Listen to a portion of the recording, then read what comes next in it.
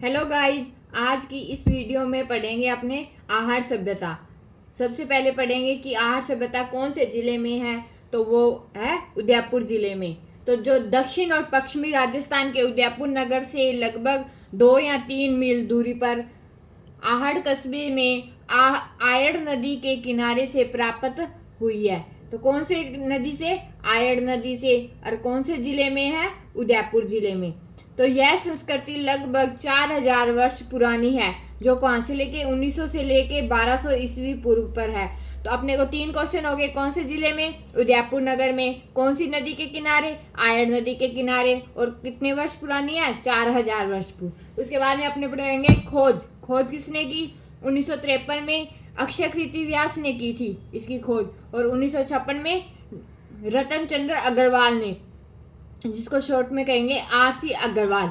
खोज 2 व्यक्ति ने की थी। एक था 1953 में अक्षय कीर्ति व्यास ने, एक था 1956 ईस्वी में रतन चंद्र अग्रवाल ने।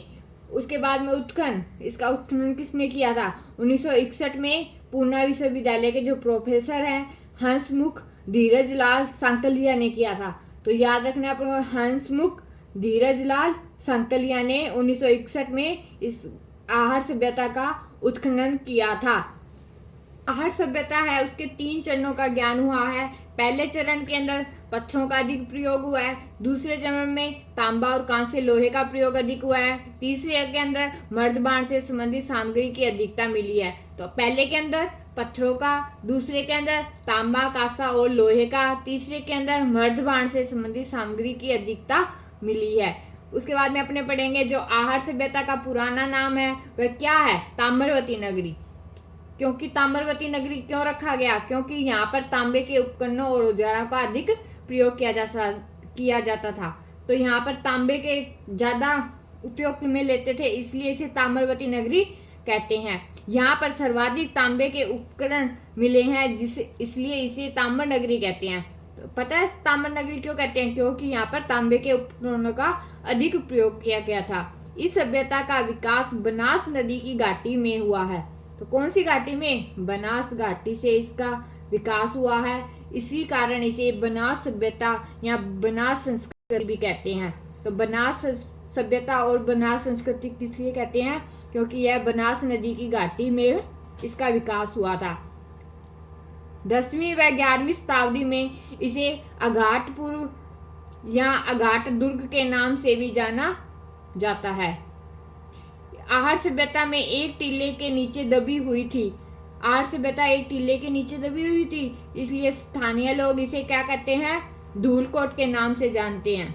धूलकोट का टीला आहार सभ्यता का प्रमुख केंद्र स्थल है। तो केंद्र स्थल कौन सा है? धूलकोट का टीला है जो आहार सभ्यता का प्रमुख केंद्र स्थल है। आहार सभ्यता को मृतकों के टीलों की सभ्यता कहते हैं। तो मृतकों की टीलों की सभ्यता कौन सी सभ्यता है? आहार सभ्यता है। आहार सभ्यता की विशेषताएं, जिनमें से पहली विशेषता है आहड़वासी मुलायम काले पत्थर और धूप से सुखाई हुई कच्ची ईंटें और पत्थरों से मकान का निर्माण करते थे। तो क्या? काले तो पत्थर और जो धूप में सुखाई हुई कच्ची ईंटों का और पत्थरों से मकान बनाने का निर्माण करते थे। और यहाँ पर क्या हुआ है? मिट्टी में जो क्वार्ट्ज के टुकड़े और चिप्स के सम्मिश्रण का प्रयोग करते थे। तो क्या याद रखना है कि काले पत्थर और धूप में सुखाई हुई कच्ची ईंटें और पत्थरों से मकानों का निर्माण करते थे। उसके बाद में 4 नंबर, यहाँ पर कुछ मकानों में 2 या 3 चूल्हे और एक मकान में तो 6 चूल्हों की संख्या देखी गई। तो 2 या 3 चूल्हे और एक मकान में 6 चूल्हों की संख्या देखी गई। तो प्रश्न ऐसे आएगा कि 6 चूल्हों की संख्या कौन सी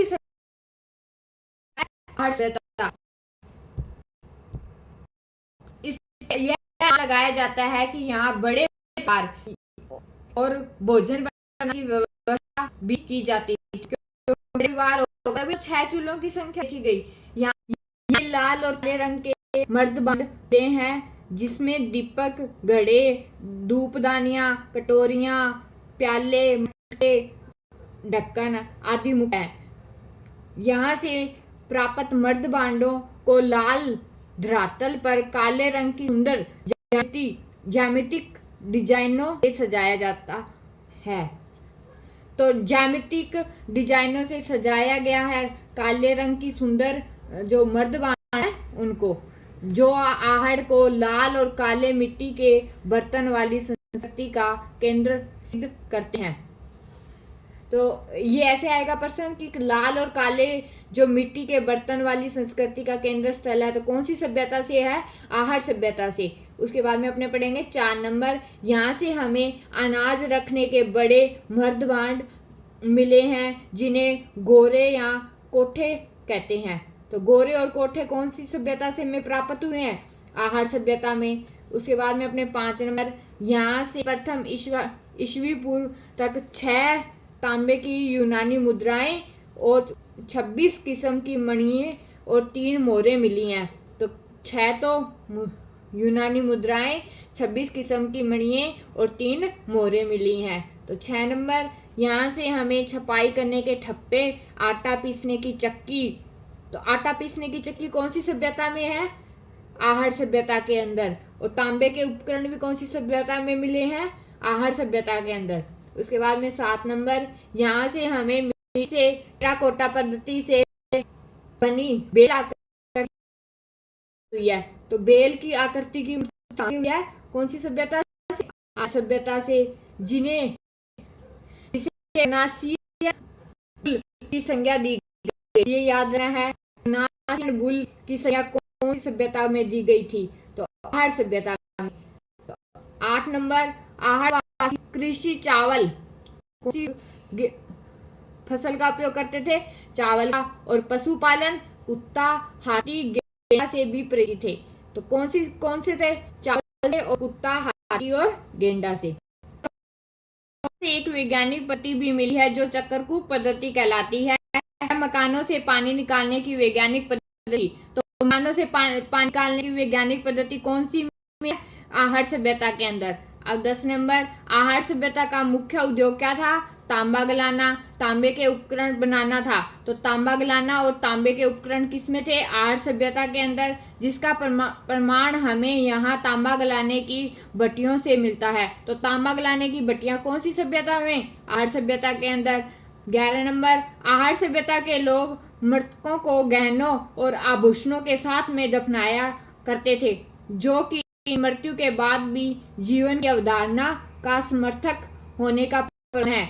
आहड़ सभ्यता में जो मुर्दों को के सिर को उत्तर दिशा की ओर रखकर दफनाने के प्रमाण मिलते हैं।